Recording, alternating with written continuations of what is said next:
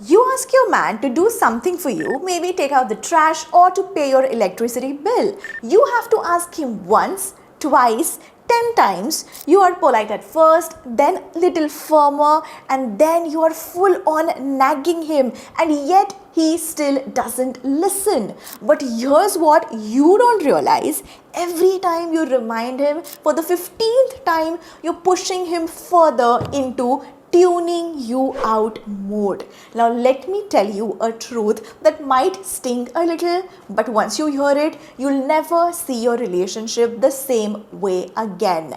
Men don't ignore you because they don't love you. They ignore you because you have stopped being his woman and started acting like his mother. So if you're sick of feeling unheard, unappreciated, and feeling like his personal assistant, I'm about to show you how the game-changing shift that will make him listen, respect, and even crave you again. Because the moment you're going to shift your energy, he will listen, help, and even crave you again without you lifting a finger.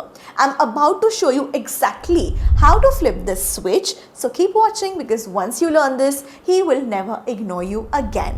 But real quick, if you love game-changing secrets like this, hit that subscribe button, because girl, this is your time to step into your power, and I am not letting you settle for less. Alright, let's dive into step 1. Step 1 is stop talking like his boss. Start talking like his lover. Now, have you ever noticed that the more you tell him to do something, the less he actually does it? You are over here frustrated, repeating yourself like a broken record. Can you please just take out the trash? I asked you yesterday, why is it still sitting there? Do I have to do everything around here? And what does he do? Ignore. Tune out, scroll on his phone. It's not because he doesn't love you, it's because he's lazy. It's because in that moment you've stopped being his woman and started being his boss. And no man in the world gets turned on by his boss. So men respond to desire, not demand. Men are wired differently. They don't operate from guilt, reminders, or even pressure. In fact, the moment they feel forced, they resist. So even if they were planning to do the thing anyway, they won't. But men are, drawn to more admiration, desire, and appreciation. The moment your energy shifts from task manager to feminine magnet, everything is going to change. For example, instead of, why haven't you taken out the trash yet? Try this. Say, babe, I love it when you handle the things for me. It makes me feel so taken care of. Now, why is this going to work? Because now he's not doing the task to avoid nagging. He's doing it because it makes him feel strong, capable, and admired. And men love that feeling. It's like flipping a switch in his brain, and suddenly he's not dragging his feet, he's stepping up because it makes him feel needed, respected, and powerful. So here's the secret ingredient, making him feel like a hero. Men don't just want to do things for you, they want to win for you. So if they feel like they're failing, or they're constantly disappointing you, they shut down. But when you position your request as an opportunity for him to step up and be your hero, he'll go from ignoring you to craving your approval. For example, instead of "you never help me with anything," you can try saying, "I love how strong you are. I feel so safe when you take care of things." Do that, and trust me, you will see the change. Step 2. The silence and standards method. Now, this is the part no one is going to tell you, okay? We think if we just explain it differently, or if we just remind him one more time, or if you just say it in the right way, then maybe finally he'll get off the couch and actually do the thing. But instead of action, what do we get? Eye rolls, half-hearted, yeah, I'll do it replies, him acting like he didn't hear us at all. And we're standing there like, excuse me? Here's what you need to know now. More words do not mean more action. In fact, the more you remind, push, or complain, the more he is gonna tune you out. Now, why men resist when you push? Men don't operate the way we do. When we want something done, we talk about it, process it, follow up. We write in our journal, make a calendar, make cute little sticky notes. But to a man, constant reminders don't feel like helpful communication. They feel like pressure. And guess what? When a man feels pressured, he digs his heels in, not because he doesn't want to do it, but because deep down he doesn't want to feel controlled. It's that simple. So what's the solution, you may ask? Say it once, then stop talking.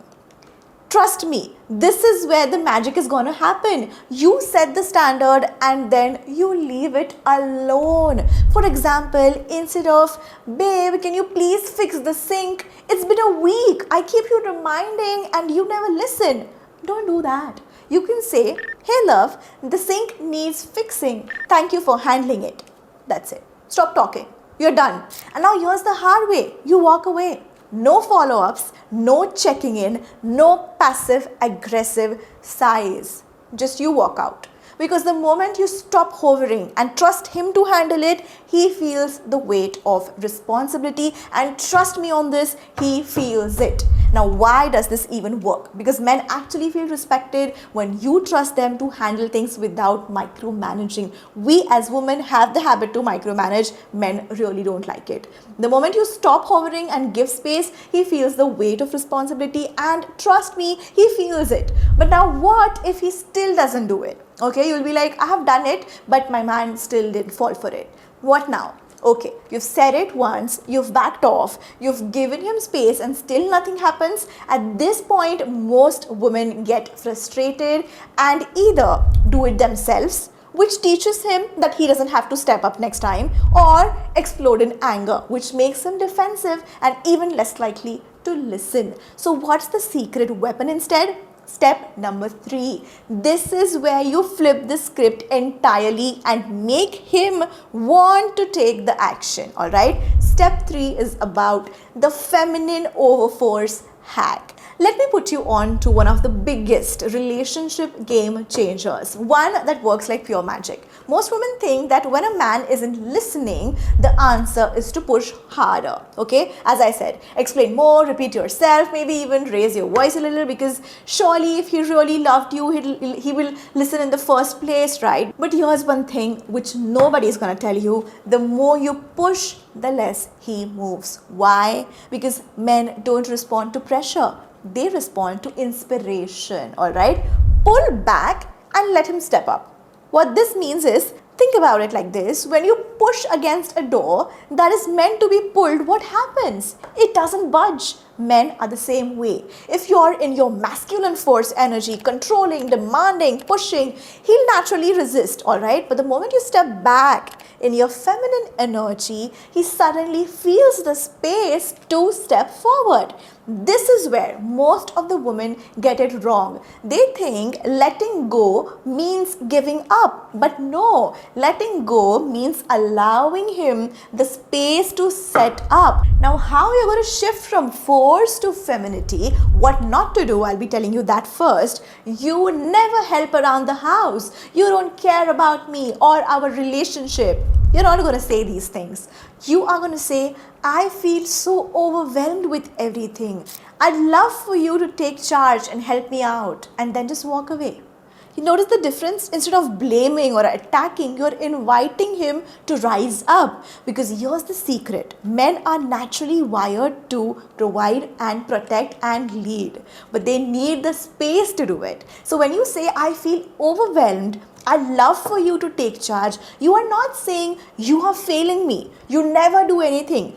You are saying, I trust you to handle this. I believe in your strength. You make my life easier. And trust me, he will eat that up. Going forward to step 4, reward the right behavior like a goddess, not like a mom. So think about it. When a kid finally does their homework, a mom goes, See, I told you to do this. You should have done it earlier. But a confident feminine woman, what she'll do is she rewards the energy she wants more of. For example, the next time he does something without being asked, instead of saying, "It's about time," say, "Wow, babe, that was really awesome. I love seeing you take charge." Now, why this is going to work? As I said, men are wired to respond to positive reinforcement. When he feels like he won in your eyes, he wants to keep winning. So instead of making him feel like a scolded child, make him feel like a powerful, capable man. And guess what? He will start doing things without you asking because he craves that reaction from you.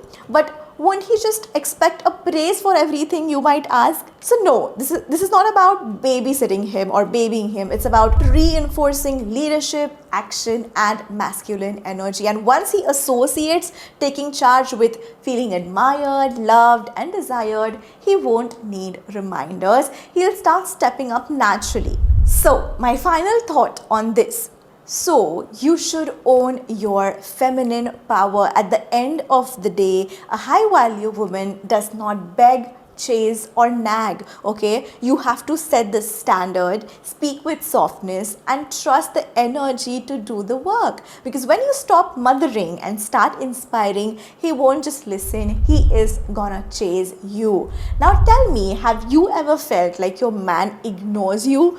Drop a fire emoji in the comments if you are ready to flip your script. And if you're loving these juicy secrets, don't forget to tap subscribe, and remember, your energy is your superpower. Use it to attract, not chase. See you next time. Bye bye.